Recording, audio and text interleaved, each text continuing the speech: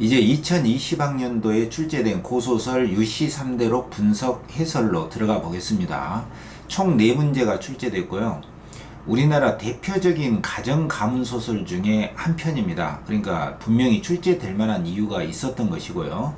가정 가문 소설로 출제됐었던 그간의 작품들로는 가장 대표적인 게 사시남전기가 있었습니다. 그 다음에 창성가미록이 있었어요.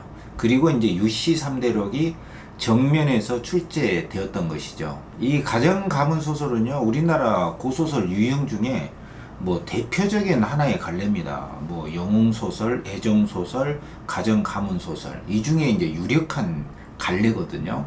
특히 유시 3대록은 3대에 걸친 그 혼사 갈등, 집안의 내력을 흥미진진하게 엮어간 대장편 가문 소설이다, 이렇게 볼 수 있고요. 그때 당시에도 EBS 교재 중에 가장 유력한 작품으로 주목이 됐었던 그런 작품이고, 그때 당시에 기대했던 그대로 출제가 됐습니다. 이 가정 가문 소설이라는 것은요, 이 가정이나 가문에서 일어날 수 있는 여러 가지 그 갈등을 소재로 한 것이거든요. 그 높은 벼슬에 이르렀던 사대부 집안에서는 일부 다처제가 허용이 됐기 때문에 한 남편의 여러 명의 처나 첩을 거느릴 수가 있었어요. 그렇기 때문에 당연히 처첩 간의 갈등, 한 가정의 처와 첩들이 공존하는 그런 집안 환경에서 갈등이 있을 수밖에 없겠죠.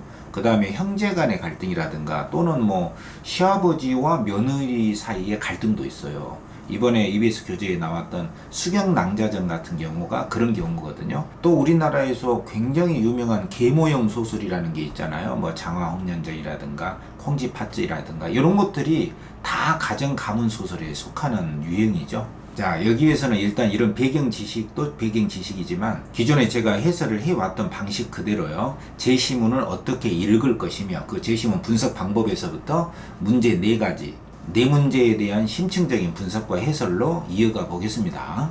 특히 보기 문제가 굉장히 중요하기 때문에 보기 문제에 좀 역점을 둬서 제가 설명을 해보겠습니다. 문제는 굉장히 쉽거든요. 자, 그러면 여러분들이 시험장에 딱 들어가서 제시문 첫 줄부터 어떻게 읽고 어떻게 분석을 해야만 하는가, 그러한 과정을 제가 한번 시범을 보이면서 같이 들여다보기로 하죠. 자, 이제 수능 기출문학이 놓친 해설 이제 7강째입니다. 벌써 2020학년도 고소설 유시 3대록이다. 아까 이야기했듯이 유시 3대록은 이제 가정 가문 소설 중에 이제 대표적인 작품으로 대장편 소설이다. 이 정도만 우리가 감안을 하고 여러분들이 제시문을 어떻게 분석하고 4문제를 어떻게 정확하게 풀 수 있는가, 그 방법론에 대해서 역점을 넣어서 한번 살펴보기로 하겠습니다.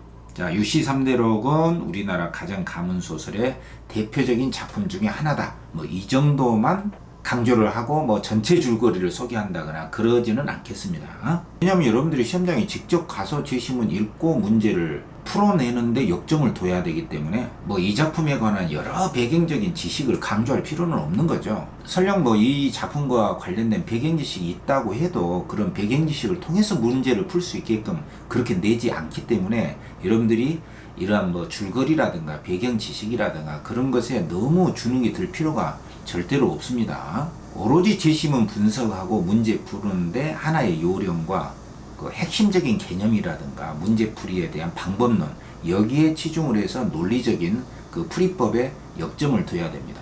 자, 고소설이나 현대소설이나 이 앞부분에 줄거리가 나오면 이 앞부분의 줄거리는 형식적인 액세서리가 아니거든요.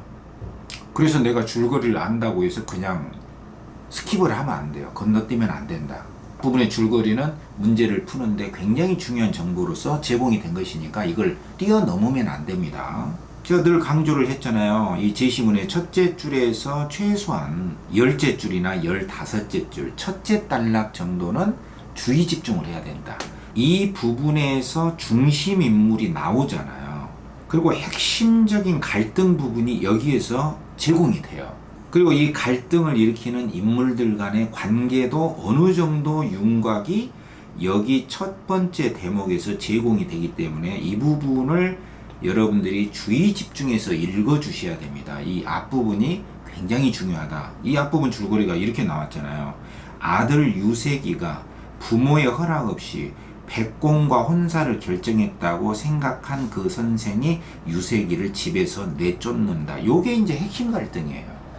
요게 가정 가문 소설에서 가장 많이 등장하고 있는 갈등의 유형 중에서 가장 대표적인 그 갈등의 유형을 혼사 장애 갈등이라고 하거든요. 혼사 결혼을 하는데 뭔가 걸림돌이 있고 이것 때문에 갈등을 일으킨다. 이게 바로 이제 혼사 장애 갈등이거든요. 그리고 여기서는 이제 유색이가 부모의 허락도 없이 부모의 허락을 받아야 되는데 백공과 혼사 결혼을 결정했다 라고 여겼어. 그게 누구냐면 선생인데 이 사람이 자기 허락 없이 혼사를 결정했다고 집안에서 내쫓을 수 있는 바로 그런 사람이잖아요. 그러니까 이 사람은 유색이의 아버지죠. 아버지 아니면은 누가 뭐 자기 허락 없이 결혼했다고 내쫓을 수 있는 사람이 거의 없잖아요. 물론 원본에는 이 선생이 유색이의 양아버지고 승상이 유색이의 친아버지로 나오는데 일단은 그런 배경 지식 없이 그냥 내쫓은 사람, 자기 허락 없이 결혼했다, 내쫓은 사람, 그 사람이 바로 선생이다, 유색이의 아버지다, 이렇게 그냥 인정을 하면 됩니다. 근데 유색이가 남자인데 뭐 백공과 혼사를 결정했다, 남자가 남자하고 결혼할 수는 없잖아요. 무슨 호모가 아니니까. 그러니까 여기서는 유색이가 백공의 딸과 혼사를 결정했다, 이렇게 이해하는 게 좋겠죠. 아버지의 허락 없이 결혼을 했다고 내쫓긴 유색이. 여기에서 이제 여기 중심인물이 나왔죠. 중심인물이 첫 번째 대목에서 반드시 제공이 됩니다. 중심인물이 누구냐? 유색이죠. 그 다음에 중심인물 중에 두 번째가 백공, 그 다음에 여기에 선생, 이렇게 제시문 제일 첫 번째 앞부분의 줄거리에 핵심적인 인물, 그리고 핵심적인 갈등, 혼사, 장애, 갈등, 그리고 인물 간의 관계, 이게 선명하게 제시가 된 셈이잖아요. 유색이의 아빠인 선생, 그리고 백공이 자기 딸과 결혼을, 그리고 선생이 유색이를 집에서 내쫓게 된 갈등의 원인은 자기 허락 없이 백공 집안하고 결혼을 했다. 이게 갈등의 핵심이 되는 것이죠. 그러니까 항상 그렇듯이 이 제시문의 첫 번째 대목, 첫째 줄에서 한 15째 줄 사이에서는 반드시 중심인물, 핵심 갈등, 그리고 중요 인물 간의 관계가 선명하게 제공이 된다. 이 원칙은 틀림없이 적용이 되지 않습니까? 자, 제시문의 첫 번째에서 제시문 출발이 이렇게 되죠. 백공이 왈, 혼인은 좋은 일이라 서로 헤아려 잘 생각할 것이니 어찌 혼인은 이렇게 좋은데 이렇게 이같이 좋지 않은 일이 일어나는가. 내가 한림의 재물을 아껴서 이같이 기별해서 사이로 삼고자 했는데 선생의 형제는 도학군자라 얘가 아닌 것을 문책하시는도다. 내가 마땅히 곡절을 말하리라. 이게 백공의 말이거든. 여기서 한림이라고 하는 것은 유색이임을 알아야 됩니다. 백공이 관심을 갖고 있는 바로 그 사람, 사이로 삼고자 했던 바로 그 사람이 한림이고, 한림은 벼슬 이름이고 본명은 유색이죠. 유색이가 한림 학사 벼슬을 받았기 때문에, 그러니까 한림이라는 이런 말은 벼슬로서 그 사람의 인물을 대신하기 때문에 동일 인물입니다. 유색이가 한림이거든. 그러니까 백공의 입장에서 한림의 재주와 그 용모를 내가 너무나 아껴서 내 사이로 삼고자 했다. 그러니까 백공과 혼사를 결정했다. 여기에 이 처음에 나왔잖아요. 그러니까 백공하고 유색이가 뭐 결혼했을 일은 없고 백공의 딸하고 유색이가 결혼할 수 있도록 백공이 이렇게 사이로 삼고자 생각을 하고 있었다는 것이잖아요. 근데 선생 형제는 도학군자라 얘가 아닌 것을 문책한다. 문책한다는 것은 이제 잘못을 꾸짖는다는 뜻이거든. 굉장히 도학군자이기 때문에 예의에 벗어난 것은 바로 질책하고 꾸짖는다. 그래서 유색이가 부모 허락 없이 결혼했다고 꾸짖음을 당하고 집안에서 내쫓겼기 때문에 그렇게 만든 원인 제공자에 해당하는 이 백공이 가서 내가 마땅히 곡절을 말하리라. 그 복잡한 사정을 내가 직접 선생 형제에게 내가 말을 하겠다. 왜냐면 오해가 있으니까.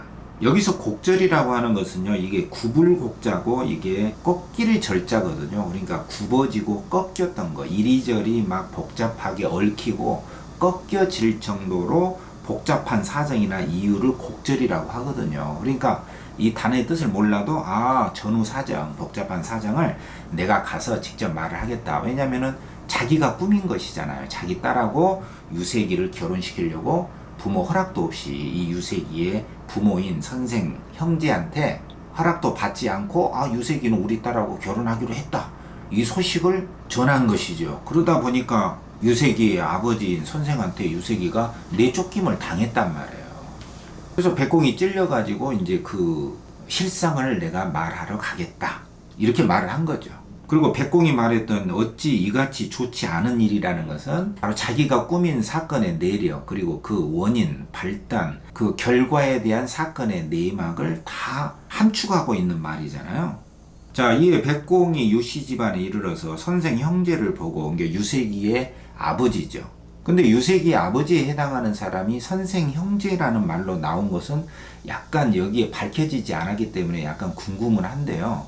이런 것들은 일종의 이제 배경 지식으로 작용에 들어가야 되는데, 근데 이게 문제 푸는 데는 큰 장애가 되지 않습니다. 그러니까 약간 그 궁금하고 약간 미진한 그 부분이 있다 하더라도 그것이 문제 푸는 데는 별 지장이 없기 때문에 문맥상으로 유색이를 부모처럼 생각하는 유색이의 부모에 해당하는 두 명의 사람이 있다. 아버지격인 두 명의 사람이 있다. 한 명은 이제 친아버지고 한 명은 양아버지거든요. 승상이라는 사람이 친아버지예요. 그리고 선생이 양아버지인데요. 이런 사정이 안 밝혀지고 그냥 선생 형제로만 남았거든. 그러니까 여기에 너무 겁먹지 말고 유색이 부모격에 해당하는 선생 형제를 백공이 자기가 한 일이 있기 때문에 그 부모격에 해당하는 사람한테 찾아가서 말을 하고 있는 상황이다. 이렇게 파악하시면 됩니다. 인사를 하고 나서 흔쾌히 웃으면서 말하되 백공이 제가 두 형과 더불어 이 두 형이 바로 이제 유색이의 아버지격인 선생 형제죠.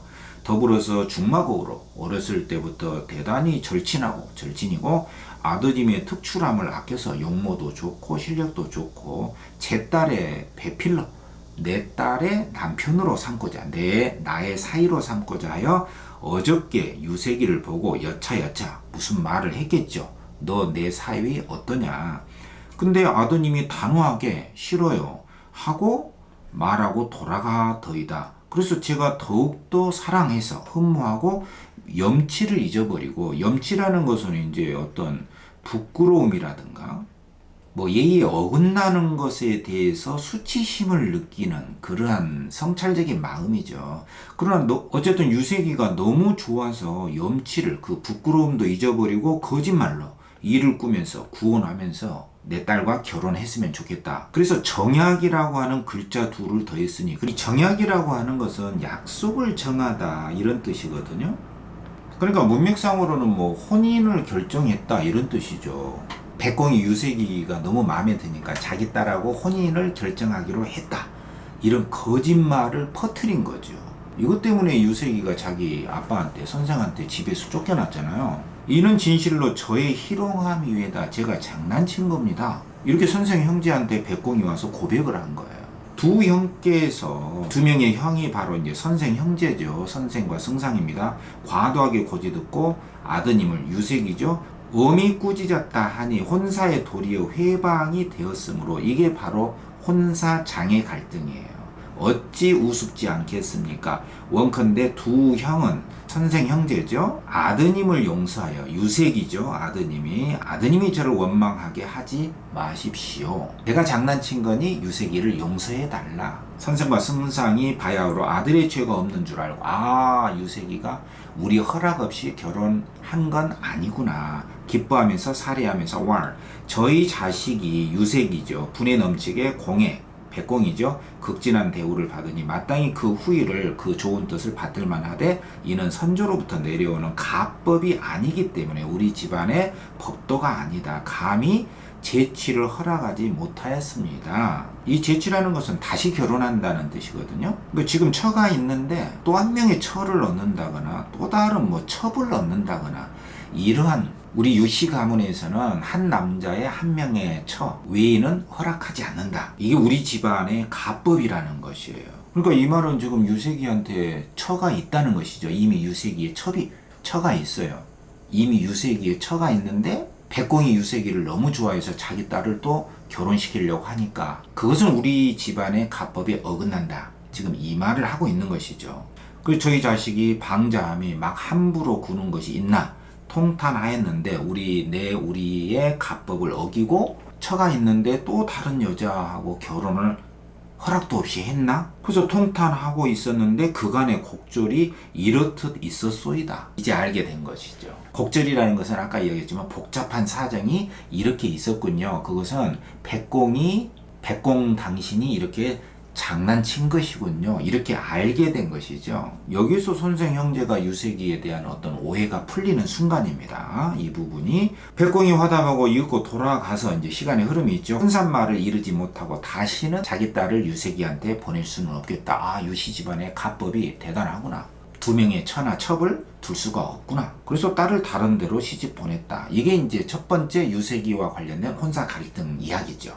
선생이 백공을 돌려보낸 후에 유색이의 아빠죠. 한림을 불러서, 한림이 바로 유색이죠. 자기 아들입니다. 앞으로도 행실을 닦아라 훈계하자 한림이 예 절을 하면서 명령을 받들었다. 차후 그 후에 이해를 삼가고 배우기를 힘써서 학문과 도덕이 날로 숙연하고, 이 숙연하다는 것은 대단히 고요하고 엄숙하다 이런 뜻인데, 여기에서는 아버지의 말을 받들어서 학문과 도덕이 더욱더 깊어지고 이런 뜻이겠죠. 더욱더 엄숙하고 깊어지고 소소저와 더불어, 여기 나오네요. 이 소소저가 바로 유색이의 아내죠. 이미 아내가 있었어요. 소소저가 있었기 때문에 백공이 자기 딸을 유색이하고 결혼시키려고 하니까는 유색이도 반대를 했고, 자기 집안의 가법이 무섭거든요. 그리고 뭐 백공의 딸하고 뭐 혼약을 결정했다 이런 말이 들리니까는 선생이 바로 자기 아들 유색이를 집에서 내쫓아 버렸던 것이죠. 아무튼 이런 혼사 장애 갈등 사건이 있은 이후로 소소저와 더불어 백수해로 끝까지 함께 늙고,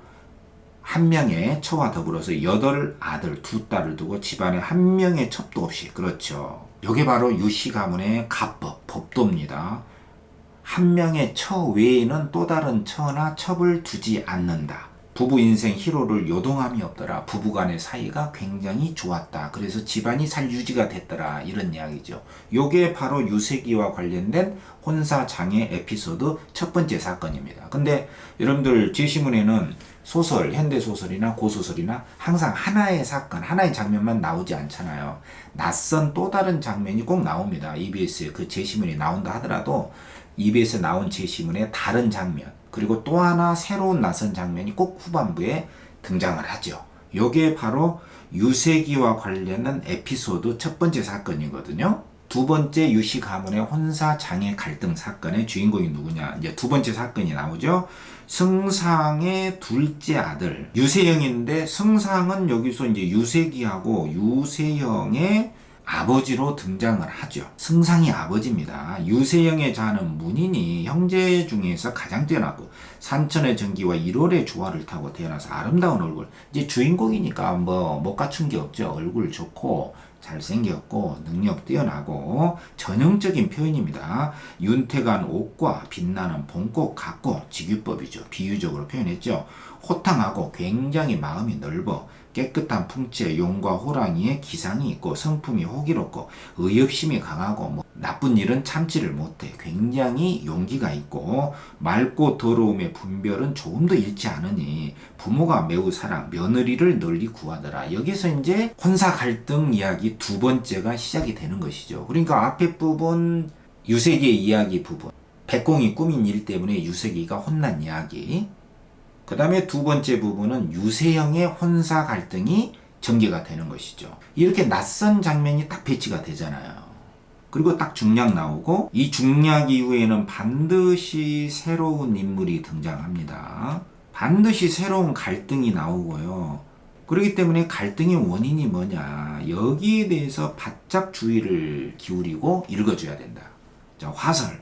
고소설에서 이야기 내용이 바뀌고 장면이 바뀔 때 처음으로 쓰는 상투어, 클리셰입니다. 그냥 각설, 화설 이런 말을 쓰거든요. 장씨가 이게 이제 핵심 인물입니다. 유세영의 혼사 장애 갈등 속의 핵심 인물입니다. 장씨가 이화정에 돌아와서, 이제 공간이죠. 중요한 공간입니다. 긴 단장을 벗고 난간의 길이 하늘가를 바라보며 평생 살아갈 계책을 골똘히 생각하자 한이 맺히고 슬픔이 가슴속에 가득하여 생각하되. 그러니까 요 밑에 부분은 장씨의 내적 심리입니다. 장씨의 내면 심리고요. 독백으로 볼 수가 있습니다.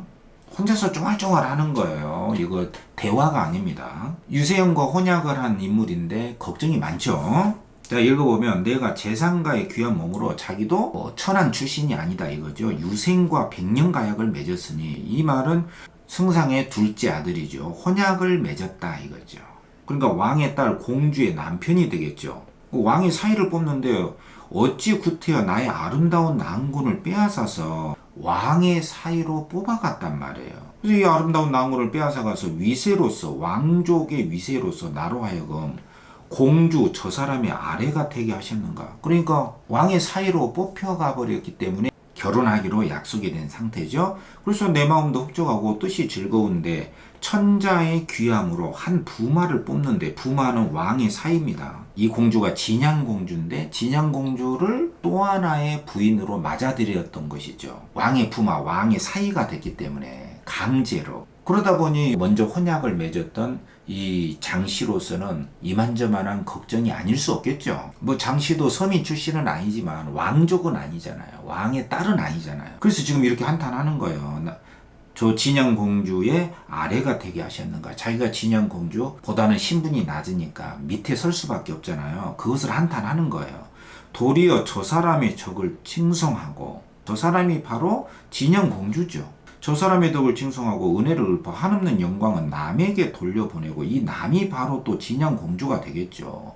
좋은 것은 다 공주의 덕으로 돌려지게 되고, 구차한 자치는 내 일신에 모이게 됐도다. 나쁜 것은 다 내 탓으로 돌아올 것 같다. 이게 이제 걱정입니다. 우주 사이는 우러러 바라보기나 하려니와 나와 공주의 형격함 너무나 차이가 난다. 사이가 떨어져 있다. 이게 형격이거든요. 공주는 왕족이고 나는 왕족이 아니잖아요. 똑같은 부인의 위상에 있지만 너무나 형격한 차이가 있어서 하늘과 땅과 같구나 라고, 그 정도로 나는 잽도 안 된다. 이렇게 비유를 하고 있죠. 자기 처지가 굉장히 열악하다. 자기 지위가 낮다 이거죠. 나의 재주와 용모가 저 사람보다 떨어지는 것이 없고, 내 재주와 이 모양은, 용모는 내가 뒤떨어지지 않는다. 다만 왕족이 아니다. 또 먼저 혼인 예물까지 받았는데 이처럼 남의 천대를 감심할 줄 어찌 알았겠는가. 이렇게 한탄하는 것이에요. 이 감심은 달게 받아들인다 이런 뜻인데, 남의 천대를 내가 달게 받아들일 줄 어찌 알았겠는가. 유세영과 처음 결혼할 때는 이렇게 될 줄은 몰랐다 이 말이죠. 한탄하는 것이죠. 공주가 덕을 베풀수록 나의 몸엔 빛이 나지 않으리니 다 진영 공주의 덕으로 다 칭송하게 될 것이다. 이런 것이죠. 제 짐짓 능활하여 굉장히 교활하다 이겁니다. 누가? 이 제가 바로 진양 공주를 말하거든요. 그러니까 이 장씨가 진양 공주를 이제 질투하는 것이죠. 공주가 짐짓, 너무 교활해서 아버님, 어머님이나 시누이를 자기 편으로 끌어들인다면 낭군의 마음은, 이 낭군이 바로 유색이죠. 낭군의 마음은 이를 쫓아서, 공주의 마음을 쫓아서 완전히 마음이 공주한테 넘어갈 것이다. 슬프다 나의 앞날은 어찌 될 것인고. 이렇게 자기 앞날을 걱정하고 염려하고 우려하고 있는 것이죠. 이제 공주하고는 신분상으로도 너무 차이가 나니까 계속 자기는 코너에 몰릴 것을 걱정하는 것이죠. 이 부분이 이제 A로 설정이 된 겁니다. 그러니까 A 부분은 장씨가 앞으로 일어날 일에 대한 걱정을 내적인 독백으로 내면 심리를 그대로 드러낸 것이죠. 자, 생각이 이에 미치자. 이 생각은 장씨의 내면 심이라고 봐야죠. 북받쳐 오르는 한이, 슬픔이 가슴속에 쌓이기 시작하니 어찌 좋은 뜻이 나겠는가. 요거는 이제 소술자의 목소리입니다.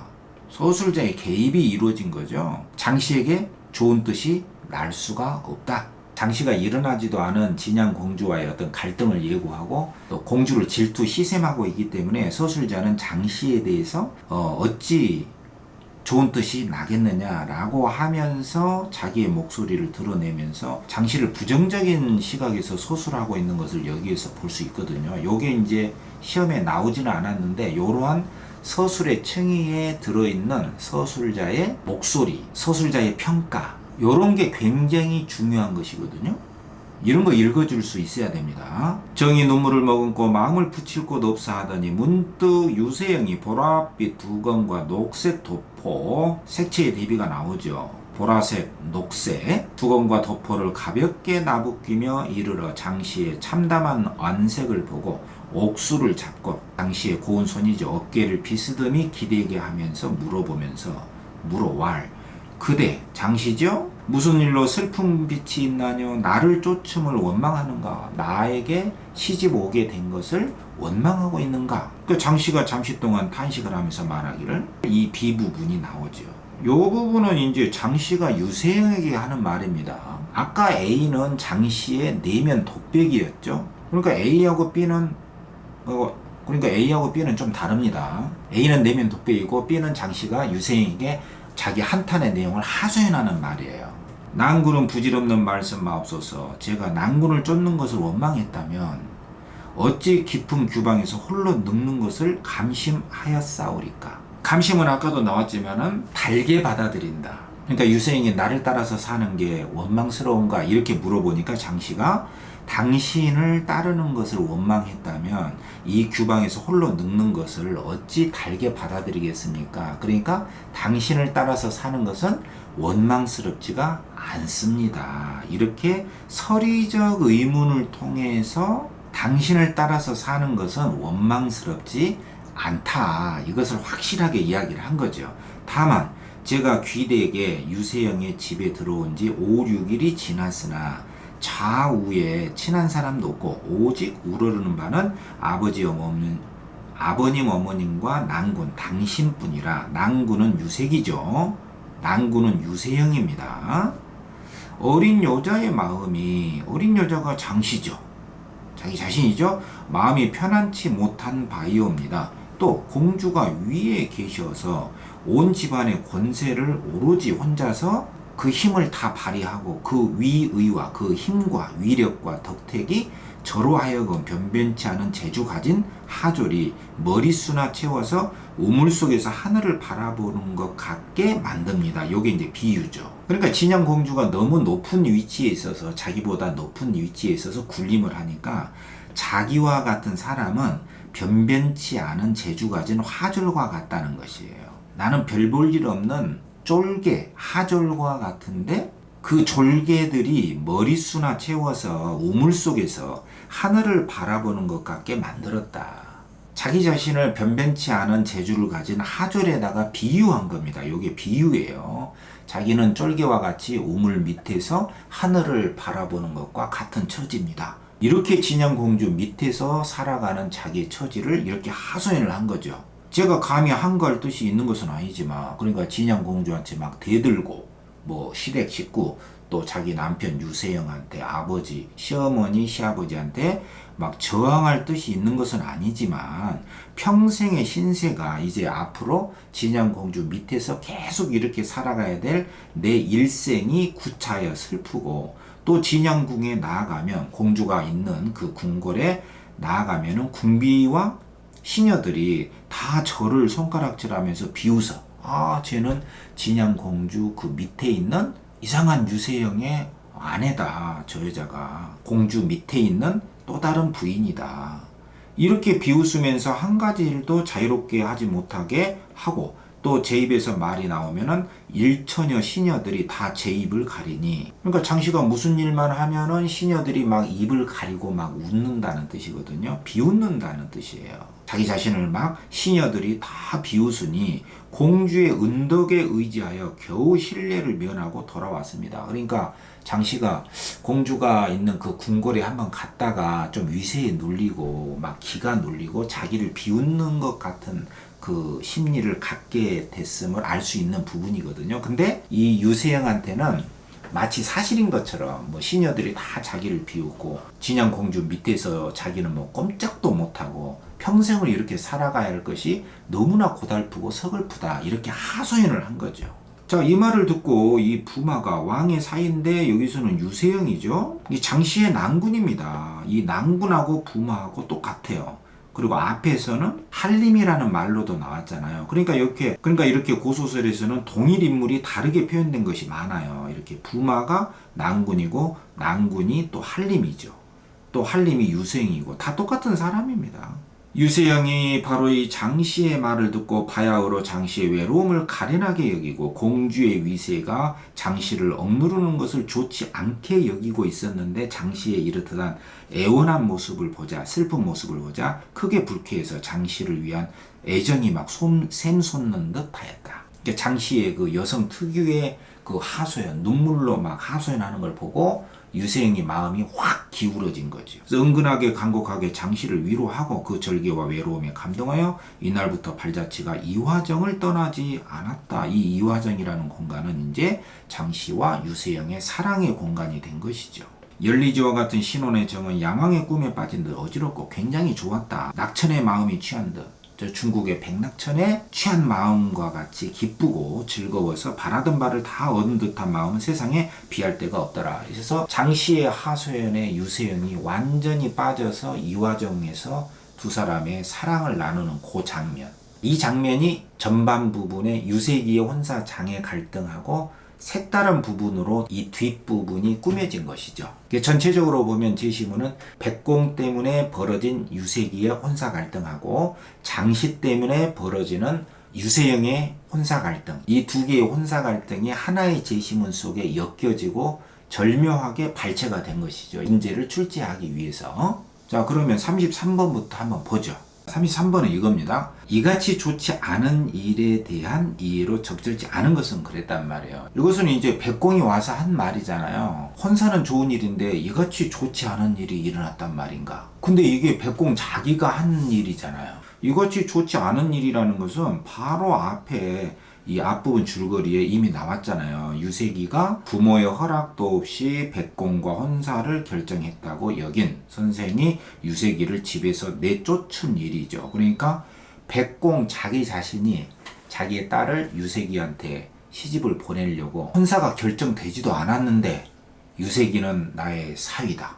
이렇게 허위로 소문을 퍼뜨린 것이죠. 이 말을 듣고 유세기의 아버지, 양아버지인 선생이 유세기를 내쫓아 버렸잖아요. 그래서 유세기가 엄청 곤란에 처하게 된 바로 그 일이잖아요. 그러니까 백공의 입에서 나온 이같이 좋지 않은 일이라는 것은 바로 자기가 꾸민 그 혼사 장애 갈등에 얽힌 그 발단, 그리고 그로 인한 결과, 이러한 전체적인 내막의 내용이 다 여기에 포함된 거죠. 그러니까 이 밑줄 친 부분은 부분이지만 이 부분적인 이 내용 속에 유세기와 관련된 혼사 장애 갈등 내용이 다 녹아 있는 것이죠. 이게 바로 사건의 내막을 알 수 있는 의미 있는 부분이다. 이 부분을 통해서 전체 내용을 다 알 수 있는, 그래서 전체적인 맥락을 담고 있는 부분이기 때문에 이러한 부분을 발췌를 해서 거기에다 밑줄을 긋고 이 부분의 내용을 알면 전체 내용을 다 알 수 있기 때문에 부분을 통해서 전체 사건의 내용을 알고 있는가를 측정하기 위한 문제거든요. 꽤나 좋은 문제입니다. 쉽긴 하지만 일단 문제를 풀면은요, 이것이 좋지 않은 일이라는 것은 1번 백공의 거짓말, 자기 딸이 이미 유세기하고 혼약을 했다, 이거 거짓말이거든요. 이것 때문에 지금 선생이 유세기를 집에서 쫓아내버렸잖아요. 부모의 허락도 없이 결혼 약속을 했다. 이거 백공의 거짓말 때문에 일어난 일 맞잖아요. 그 다음에 이번에 백공이 한림을 공경에 처하게 한 일이다. 물론 이런 것을 유세기가 쫓겨나게 하도록 의도한 것은 아니지만 결과론적으로 유세기가 집안에서 쫓겨나게 되는 그런 곤란함에 처하게 한 일이 되고 말았잖아요. 이게 바로 백공이 말한 좋지 않은 일의 내용에 해당이 되잖아요. 한림이 공경에 처하게 된 일이고요. 좋지 않게 된 일이고, 3번 선생과 승상 사이에 두 명의 아버지단 말이에요. 근데 이 선생과 승상 두 명의 아버지는 유세기를 자기들의 허락도 없이 혼약을 한 것에 대해서 가법이 어긋난다. 그리고 또 하나 이미 처가 있는데 또 다른 처나 첩을 얻는 것은 가법에 어긋난다. 집안이 혼란스러우니까. 여기에 대해서는 뭐 의견의 차이가 없기 때문에 유세기가 자기들의 뜻과 관련 없이 뭐 백공의 딸과 결혼했다. 그래서 내쫓아버린 것이잖아요. 그러니까 선생과 승상 사이에 뭐 의견 대립이 심화된 일이다, 이건 아닙니다. 뭐 유세기의 아버지인 선생과 승상 사이에 의견 대립이 있을 수 없잖아요. 이건 뭐 너무 쉽게 틀려서 답이고요. 자, 4번에 한림이 선생과 승상으로부터 꾸지람을 당한 일이다. 이것도 백공의 거짓말 때문에 발생하게 된 좋지 않은 일에 해당이 되죠. 여기 선생과 승상이라는 것은 유색이의 아버지들에 해당이 되잖아요. 이 제시문에는 뭐 선생이 양아버지고 승상이 뭐 친아버지다. 승상의 둘째 아들이 유세영인데 첫째 아들이 유색이잖아요. 그러니까 유색이 유세영은 승상의 첫째 둘째 아들이니까 친아버지가 승상이고 양아버지가 선생인데 뭐 이런 거는 제시문에 안 나왔잖아요. 하여튼 그렇지만 선생과 승상은 유색이의 아버지에 해당이 된다. 이것만큼은 알 수 있기 때문에 뭐 가법에 어긋난다. 그것이 백공의 거짓말 때문에 생긴 그 좋지 않은 일에 해당이 되기 때문에 당연히 4번도 맞는 것이죠. 유색이가 꾸지람을 당한 일이 뭐 좋은 일은 아니잖아요. 한림은 유색이죠. 그 다음에 5번에 백공이 한림을 자신의 딸과 혼인시키려다가 일어난 일이다. 요게 이 사건의 발단이 되죠. 사건의 원인이잖아요. 용모와 재주가 뛰어나 보이는 유색이를 자기 딸의 남편으로 삼고 자기 사이로 삼고자 백공이 거짓말을 했고 그것 때문에 뜻하지 않게 유색이가 그 곤욕을 치르게 됐기 때문에 근본적으로 한림을 유색이죠. 자기 딸과 혼인시키려다가 일어난 일이다. 이것은 좋지 않은 일의 발단이 되기 때문에 당연히 맞는 것이죠. 이같이 좋지 않은 일은 우리가 아까 이야기했듯이 일종의 뭐예요? 혼사 갈등의 문제를 말하는 것이죠. 이 혼사 갈등의 발단이 뭐고 그 결과는 무언가 그 내력의 과정을 전부 다 이같이 좋지 않은 일이라고 하는 이 부분을 통해서 다 묻고 있는 문제다. 이렇게 볼 수 있는 거죠. 자, 34번 A와 B에 대한 설명으로 적절치 않은 것은 이런 문제는요. 앞부분의 특정 부분 A 설정하고 뒷부분의 특정 부분 B를 설정해 가지고 이 표현상 특징이라든가 내용에 관한 공통점이나 차이점을 그대로 비교 감상하라는 문제거든요. 고소설이나 현대소설에서 반드시 나오는 문제 요인이니까 여러분들 조심해서 잘 연습을 해둬야 됩니다. 그러니까 이 A하고 B 사이에는 표현이나 내용상에서 공통점도 있고요. A에게만 해당되거나 B에게만 해당되는 이렇게 표현상 또는 내용상의 차이점도 있는 것이죠. 그러면 이런 경우에는 지금 A하고 B가 뭐냐면 아까 제시문에서 봤지만 A는 장씨가 유세영하고 결혼을 한 다음에 장씨가 유세영하고 혼약을 맺은 다음에 예물까지 다 교환했는데 갑자기 나라에서 왕의 사위로 유세영을 부마로 삼아버렸잖아요. 그래서 장씨 입장에서는 왕의 딸인 진양공주하고 함께 유세영이라는 남편을 같이 살게 되면서 엄청난 스트레스를 받게 되잖아요. 왜냐면은 진양공주는 왕의 딸이고 왕족이고 자기는 서민의 딸은 아니지만 그래도 왕족이 아니잖아요. 그러니까 뭔가 공주보다는 열악한 위치에서 뭔가 칭송받을 만한 일은 다 공주에게 돌아가고 자기가 빛이 안 나고 공주보다 훨씬 낮은 위치에서 앞으로 살아갈 날이 막막하고 서럽고 걱정이 되고 심정이 말이 아니거든요. 그래서 A 부분에서는 자기 처지에 대한 어떤 거 한탄, 앞으로 자기 장래 일에 대한 걱정과 우려, 염려 이런 것들이 내적 독배 형식으로 장씨의 한탄 내용으로 가득 채워진 부분이잖아요. A가 여기에 왕족에 대한 원망도 있어요. 왜 내 남편인데 미리 내가 유세영하고 결혼도 했는데 왕의 사위 부마로 왜 선택을 해서 나를 이렇게 서럽게 만들었단 말인가. 여기에 대한 원망의 마음도 있잖아요. 그리고 이 B 부분은 장씨가 있는 이 와중에 유세영이 잠깐 들리니까 유세영을 상대로 해서 자기의 하소연을 아낌없이 토로하고 유세영의 동정심을 유발하는 이야기를 주절주절 늘어놓음으로써 유세영이가 장씨에 대한 불쌍한 마음을 갖게 하고 장씨에게 사랑을 쏟을 수 있게 그 계기가 된 그 하소연의 내용이잖아요. A하고 B에는 공통점과 차이점이 있거든. 자, 1번 더 보면 A하고 B는 모두 과거 사건에 대한 정보를 제공하고 있다. 근데 이 정보를 제공해주는 사람이 바로 장씨잖아요. 근데 A에서는 장씨가 내적 독백으로 스스로 한탄하고 있는 식으로 자기가 어떻게 해서 이런 처지에 놓이게 됐는가. 먼저 내가 결혼했는데 유세영하고 갑자기 왕의 부마가 되어가지고 유세영이 왕의 딸인 진양공주의 또 남편이 됨으로써 진양공주하고 장씨 자기가 유세영이라는 한 남편 아래 2명의 부인이 있게 됨으로써 겪는, 특히 자기의 열악한 처지 때문에 겪는 어떤 걱정과 우려의 내용, 요런 게 이제 중요한 정보로 드러나 있는 게 A 부분이잖아요. 그리고 B번은 이제 유세영에게 내가 진양공주가 있는 궁궐에 놀러 갔다가 뭐 창피를 당하고 왔다, 시비들이 다 손가락질을 했다, 내가 의지할 데가 없다, 요런 내용을, 자기가 당했던 내용을 유세영한테 다 시시콜콜 이야기해주는 바로 그 내용이 바로 정보예요. 이 정보를 제공해주는 사람이 바로 장씨란 말이에요. 자기가 겪었던 내용이죠. 그래서 과거 사건에 대한 정보가 다르긴 하지만 A하고 B에 다 나와 있는 것은 맞거든요. A하고 B를 잠깐 한번 볼까요? 다시 한번 여러분들 기억을 살려주기 위해서 A를 보면은 자, 요 대목이에요. 장씨가 혼자서 이제 내적 독백을 하고 있는 것이죠.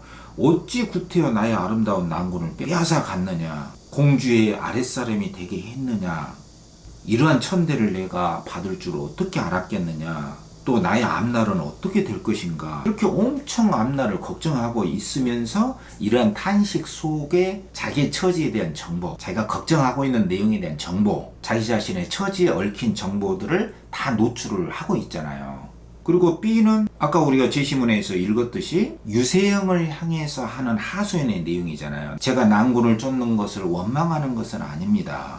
하지만 진양공주가 내 위에 있어서 권세를 오로지 하고 그 위력과 덕택이 저로 하여금 군대 하졸이 머릿수나 채워서 우물 속에서 하늘을 바라보게 하는 것처럼 변변치 않은 재주를 가진 하졸의 처지처럼 제가 되고 말았습니다. 그리고 진양공주가 있는 궁궐에 한번 나아간 적이 있는데 궁비와 시녀들이 다 저를 손가락질하고 일처녀 시녀들이 다 자기 입을 가리면서 나를 비웃고 조롱한 적이 있는데, 이런 게 이제 과거 정보죠. 자기가 당했던 경험을 낱낱이 하나도 빠지지 않고 유세영에게 다 토로를 해주는 것이죠. 이런 게 과거에 대한 정보예요. A하고 B에서 그 경험의 내용은 다르긴 하지만 그 장씨가 경험했던 과거의 사건에 대한 정보를 다 제공하고 있는 것은 맞다. 이 과거라고 하는 것은 장씨가 처한 처지나 상황을 의미합니다. 그 다음에 이번에 A하고 B는 모두 비유적 진술을 통해 뭐 직유, 뭐뭐와 같다, 이런 비유법적인 표현을 통해서 자신이 처한 상황을 부각하고 있다. 여기서 자신이라는 것은 당연히 장씨를 말하죠. 장씨가 A 부분에서 자기 신세를 한탄하고 내적 독백으로, B에서는 유세영을 향해서 자기가 당했던 그 서러운 경험들을 다 이야기해주고 있기 때문에 자신이 처한 상황을 부각하고 있다, 드러내고 있다. 이것은 무조건 맞습니다.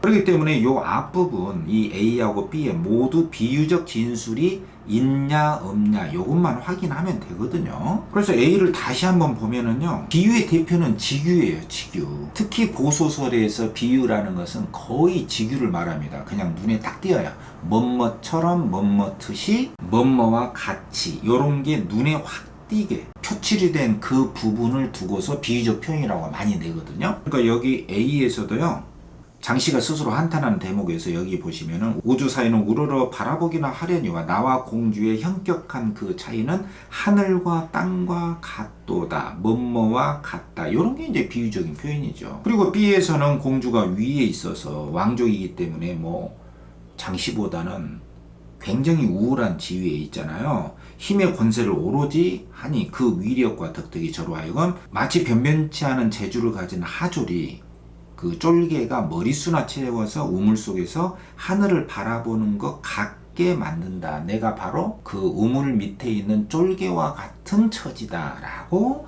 여기에 비유적인 표현을 하고 있잖아요. 그러니까 선지 이번에 A와 B는 모두 비유적 진술이 있고요. 자, 그 다음에 3번에 A는 B와 달리 타인에 대한 자기의 원망을 의문형 표현을 활용하여 드러내고 있다. 근데 A에만 나와 있다는 것이잖아요. 이 A에만 나와 있는 것이 바로 뭐냐면은 타인에 대한 원망을 의문형 표현을 활용하여 드러내고 있다. 여러분들 이 의문형 표현이 거의 출제 1위에 해당된다는 거 아시죠? 뭐 단순한 정보에 대한 의문도 있고요. 알면서도 일부러 물어보는, 말하자면 강조하기 위해서 물어보는 서리적 의문이 있죠.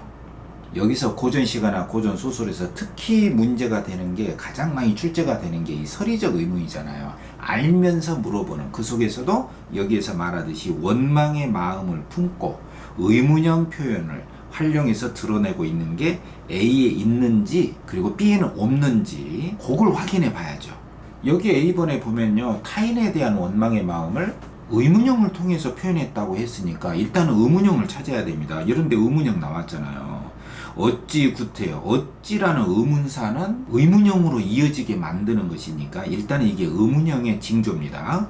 어찌 구태여 나의 아름다운 난군을 빼앗아가서 공주라는 저 사람의 아랫사람이 되게 하였단 말인가? 요게 의문형이고 이 속에 장씨의 원망의 마음이 있죠. 왕과 같은 왕족에 대한 원망이 그득 차 있잖아요. 의문형이잖아요. 서리적 의문이죠. 알면서 물어봤잖아요. 또 여기에도 보시면은 아까 비유법 했고 나의 재주와 용모가 저 사람보다 저 사람이 진양 공주죠. 떨어지는 것이 없고 나는 뭐 재주나 용모가 공주보다 떨어지지 않는다. 나도 잘났다 이거죠. 그리고 먼저 혼인 예불까지 받을 정도로 내가 유세영하고 먼저 결혼하기로 했는데 이렇게 천대를 내가 달게 받을 줄 어떻게 알았겠는가? 나는 몰랐다. 서리적 의문이고 여기에 원망의 마음이 가득 차 있잖아요. 이렇게 두 부분에 걸쳐서 의문형, 그 원망의 마음. 이게 뚜렷하게 드러나 있죠? 이런 원망의 마음이 A에만 있다 이겁니다. 그러면 B에는 없는가를 이제 살펴봐야겠잖아요. 이 B라고 하는 것은 유세영에게 자기의 고달프고 억울하고 외롭고 쓸쓸하고 고달픈 처지를 하소연하는 부분이기 때문에 뭐 유세영을 향해서 원망하는 마음은 안 나왔거든요. 요런 건 있어요. 말하자면 이렇게 의문형이 흔적이 있거든? 감심하였사오리까? 그러나 이건 원망이 아니거든? 읽어보면 제가 난군을 쫓는 것을 원망했다면 어찌 깊은 규방에서 홀로 늙는 것을 감심하였사오리까? 그러니까 이것은 내가 난군을 따라서 여기 시집 온 것을 그 자체를 원망했다면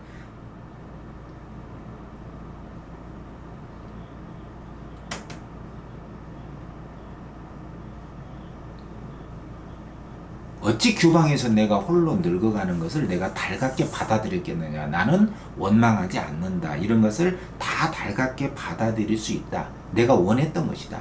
이렇게 알면서 물어봤어. 의문형이 있어요. 그렇지만 여기에 나와 있는 의문형은 타인에 대한 원망이 아닙니다. 원망이 아니래잖아요. 제가 난군을 따라와서 여기까지 시집을 온 것을 원망했다면 이렇게 방에 홀로 있는 것을 내가 달갑게 받아들이겠느냐. 나는 외로워도 괜찮다. 당신에게 시집 온 것 자체를 원망하지는 않는다. 이 B번에는 타인에 대한 원망을 의문형으로 드러낸 것은 없고 A에만 있다. 그래서 이 선지 3번은 맞는 것이거든요. 이 선지 3번이 굉장히 중요하고 A와 B의 차이점을 뚜렷하게 표현상의 특징 그리고 내용상의 특징까지도 아울러서 표현과 내용과 아울러서 결합해서 만든 굉장히 좋은 선지입니다.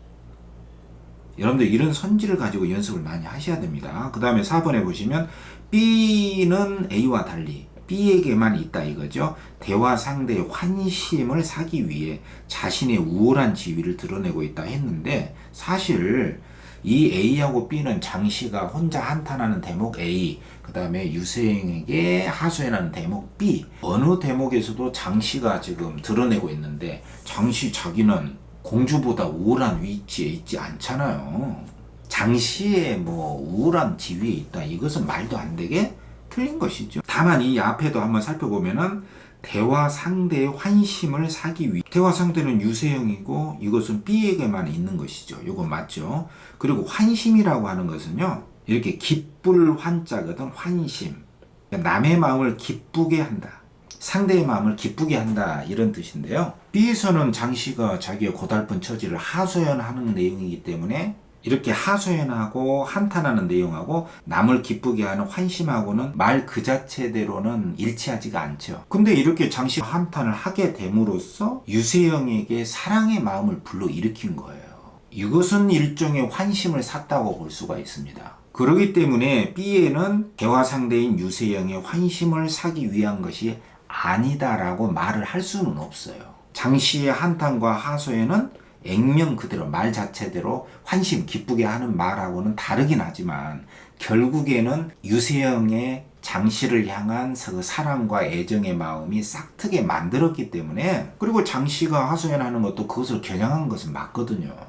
진양 공주보다 지위는 낮지만 사랑을 독차지하기 위해서 그렇게 애절하고 절절하게 다소는 과장되게 자기가 당했던 서러운 경험을 그렇게 말을 한 건 사실이잖아요. 그래서 유세영의 마음을 샀잖아요.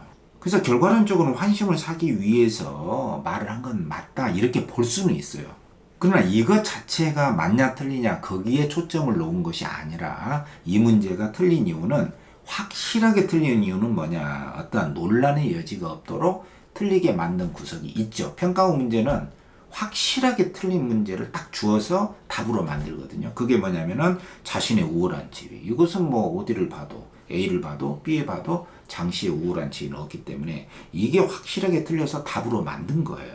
자, 그 다음에 5번은요. A는 앞으로의 일을 추정하는 여기 쉼표가 있잖아요. 그리고 B는 지난 일을 토로하는 방식으로 자신의 우려를 제시하고 있다. 여기서 자신이라는 것은 물론 장씨가 되겠고요. A하고 B에서 장씨가 자신의 앞날에 대해서 걱정하고 염려하고 있는 것은 맞잖아요. 근데 A에서는 앞으로 내가 어떻게 될까? 진양공주보다 너무나 열악한 위치에서 내 앞날이 어떻게 될까? 그렇게 추측하고 앞으로 일을 추정하는, 그렇게 예상하는 방식으로 걱정을 드러내고 있고, B는 지난 날을 내가 진양궁에 가서 시비들에게, 궁녀들에게 손가락질을 당하고 비웃음을 당했던 자기의 과거 경험담을 유생에게 토로하는 방식으로 자기의 걱정과 염려를 제시하고 있다. 이건 맞는 것이죠. 그러니까 이 문장을 여러분들 잘 연습을 하셔야 됩니다.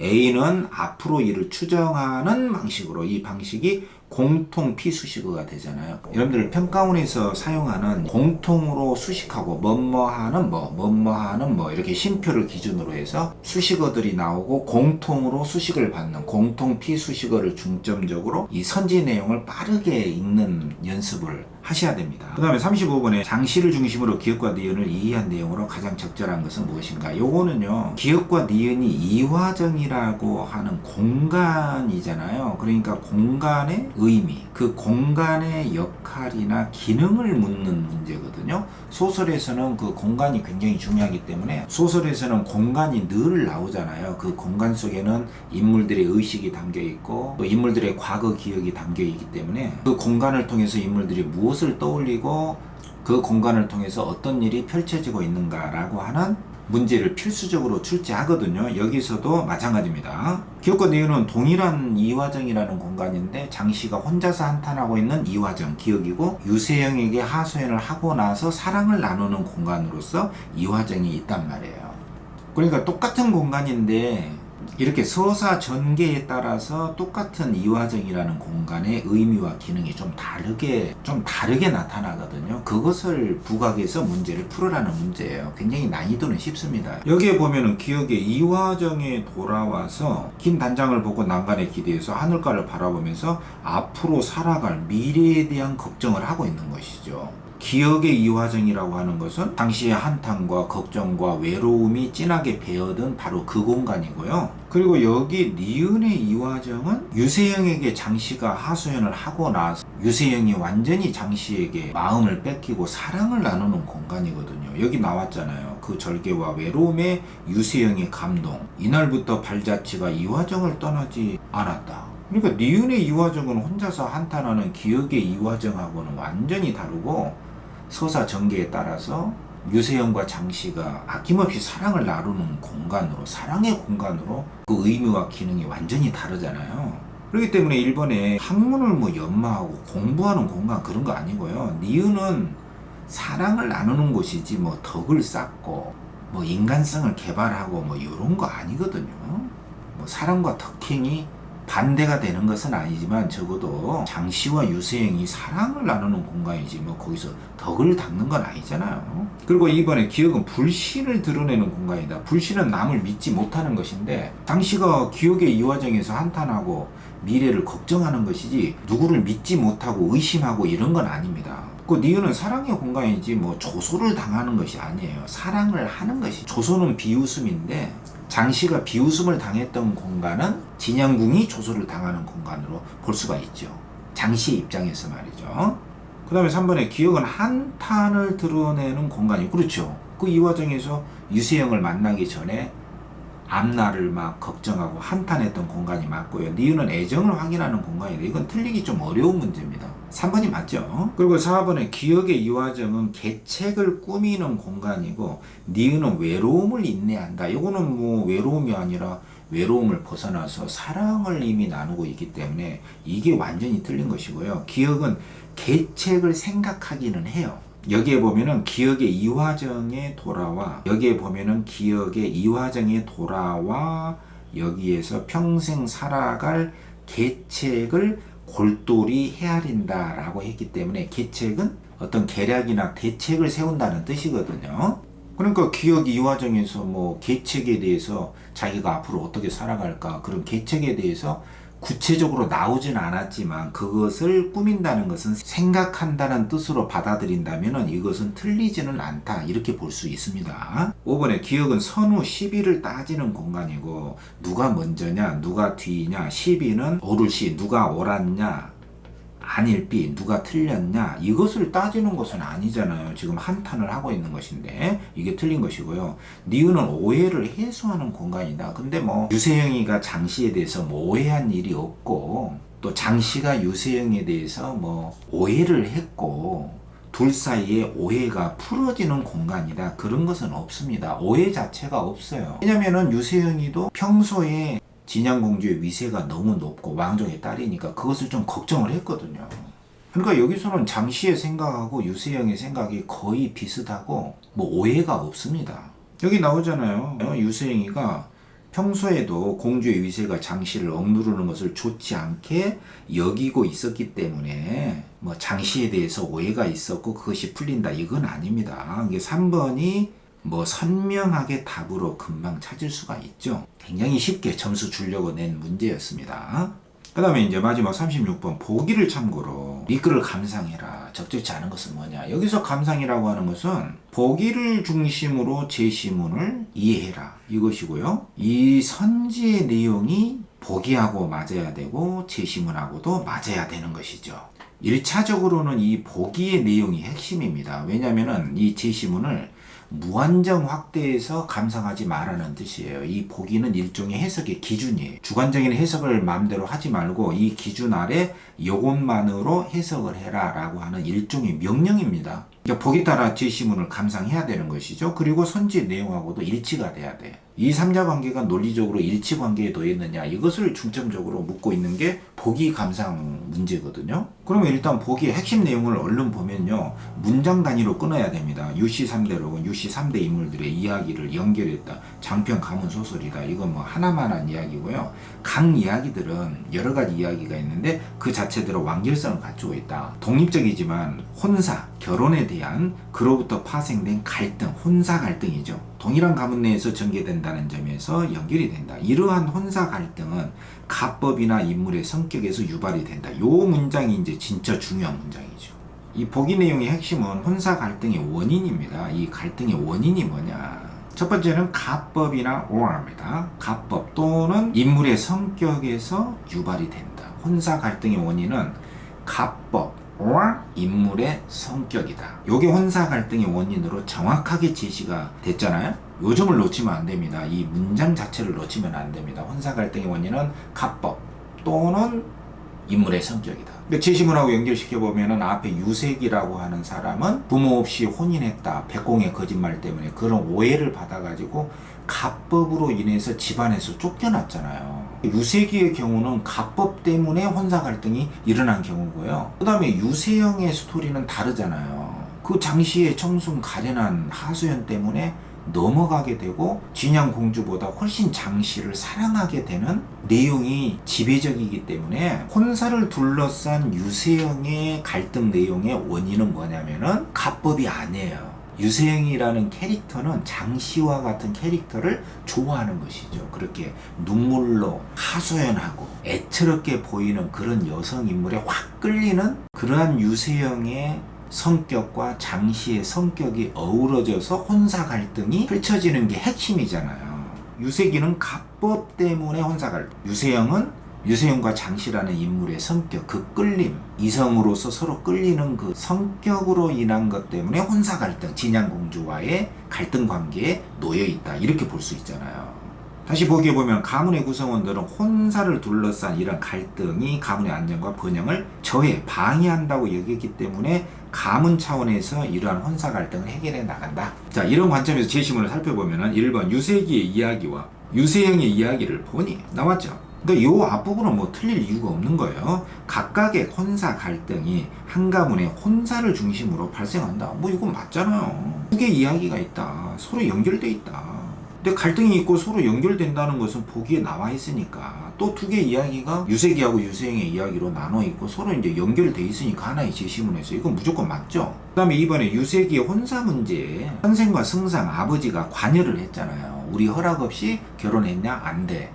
꺼져. 쫓아냈잖아요. 이게 관여잖아요. 가법에 어긋났다. 소소저가 있는데 다른 여자하고 혼인을 한다는 것 자체가 이건 문제다. 이렇게 관여를 했잖아요. 맞고 혼사를 둘러싼 갈등 해결이 가문 구성원들의 문제로 다뤄졌다. 그렇죠. 가문 구성원이 유색이, 유세영인데 특히 여기서는 유색이의 혼사 문제 손생과 승상이 적극 관여해가지고 백공의 딸하고 결혼 못하게 막았잖아요. 물론 유색이도 반대를 했지만 이렇게 해서 유색이는 소소저하고 행복하게 살아서 갈등이 해결이 됐지 않습니까? 이렇게 혼사 갈등을 해결하는 문제가 유색이라고 하는 가문 구성원의 문제로 다뤄지고 있기 때문에 이건 당연히 맞는 것이고요. 그 다음에 3번에 유색이가 혼사와 관련해서 부모 허락을 안 받고 쫓겨났잖아요. 곤욕. 어려움을 치렀잖아요. 그리고 또 유세영이 진양공주를 멀리했죠. 장씨가 너무나 하소연을 하고 진양공주 권세가 너무 세다. 이렇게 해서 장씨한테 이 과정에서 푹 빠졌지 않습니까? 이걸 봤다. 이건 무조건 맞고요. 이런 유색이하고 유세영의 사건을 보니 가법과 인물의 성격 간의 대립이 갈등의 원인이다. 근데 이건 굉장히 심각한 거거든요. 왜냐면은 이 보기에서 가장 강조한 게 바로 이 혼사 갈등의 원인을 다뤘잖아요. 이 혼사 갈등의 원인이 뭐라고 그랬죠? A or B입니다. 가법이나 인물의 성격 때문에, 가법 때문에 갈등 또는 인물의 성격 때문에 갈등 이렇게 나왔잖아요. 그리고 유색이는 가법 때문에 갈등을 일으킨 것이고 유세영이는 장씨와 같은 캐릭터에 빠지는 인물의 성격의 문제 때문에 갈등이 일으키게 된 거잖아요. 갈등을 일으키게 된 거잖아요. 진양 공주를 둘러싸고. 이렇게 가법 또는 인물의 성격 때문에 혼사 갈등의 원인이다 했는데 여기 선지를 보면 가법과 인물의 성격 간의 대립이 갈등의 원인이라고 했으니까 이것은 완전히 보기 내용을 왜곡을 시킨 거죠. 그래서 이게 틀린 거예요. 근데 여러분들이 이 선지가 어느 부분이 왜 틀렸는가를 모를 수도 있습니다. 왜냐하면 이게 이제 문장의 논리거든요. 조금 쉽게 정리하자면요. 보기에는 갈등의 원인이 A 또는 B다. 이게 갈등의 원인이다. 이것이고요. 3번의 선지는 A하고 B의 대립이 갈등의 원인이라는 것이에요. 이건 엄청난 차이잖아요. 그러니까 가법으로 인해서 혼사 갈등의 원인이 된다. 또는 인물의 성격 때문에 혼사 갈등의 원인이 된다. 이거하고 가법과 인물의 성격의 대립이 갈등의 원인이 된다. 이것은 차원이 다른 문제 아닙니까?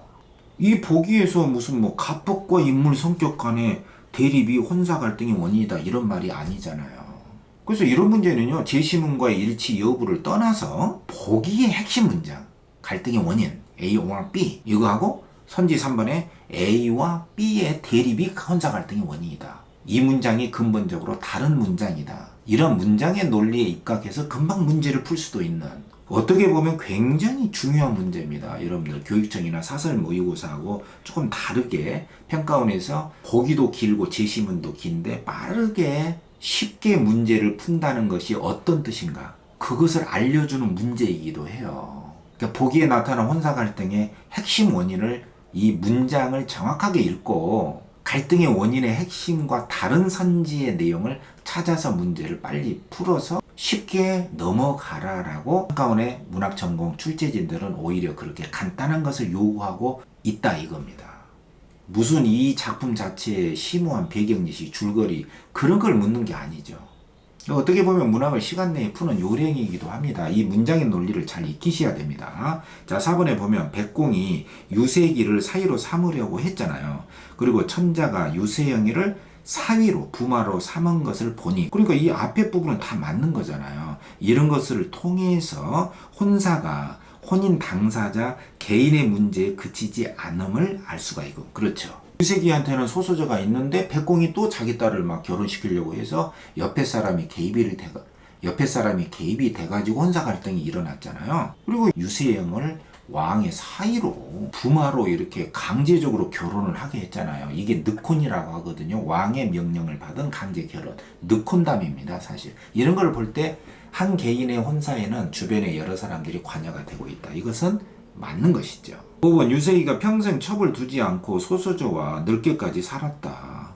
맞죠? 유세기를 둘러싼 혼사 갈등이 해소되었다. 그렇죠. 혼사 갈등은 이미 선생과 승상이 막아가지고 혼사가 혼란스럽지 않게 가법을 존중하면서 혼사가 결정이 되고 그 이후에도 행복하게 살았기 때문에 혼사 갈등이 완벽하게 해소가 된 것이죠. 그리고 이야기 하나가 마무리됨을 알 수가 있다. 이 이야기 하나라는 것은 혼사 갈등 이야기 하나, 유세기에 관한 혼사 갈등 그 스토리 그게 해피엔딩으로 마무리됐다.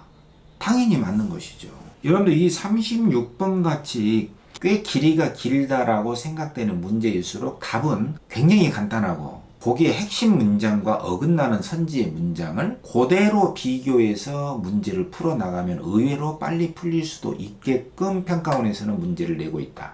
이 점을 꼭 명심해 주기 바랍니다. 그리고 이 각 선지의 문장의 논리를 볼 때에도요, 뭐뭇을 보니 2번에도 뭐뭇을 보니 또 3번에도 뭐뭇을 보니 그리고 4번에도 뭐뭇을 보니 5번에도 뭐뭇을 보니 해가지고 이 앞에 부분은 이미 나와 있는 것이기 때문에 맞아요. 이 앞에 부분은 이미 제시문에 나와 있으니까 그것을 본이라고 말을 했기 때문에 이것은 거의 맞습니다. 물론 앞에 부분을 틀리게 만든 선지도 있어요. 평가원 문제에서. 그러나 이런 경우는 A를 본이 했으면은 나와 있는 것이기 때문에 답은 B를 알 수 있는가? 요게 이제 답이 되는 것이죠. 이게 틀려서 답이 되는 것인데 그것도 보기의 핵심 갈등의 원인하고 위배되는 선지의 말이 딱 나와 있기 때문에 보기에서는 A or B가 갈등의 혼사 갈등의 원인이다 했는데 선지에서는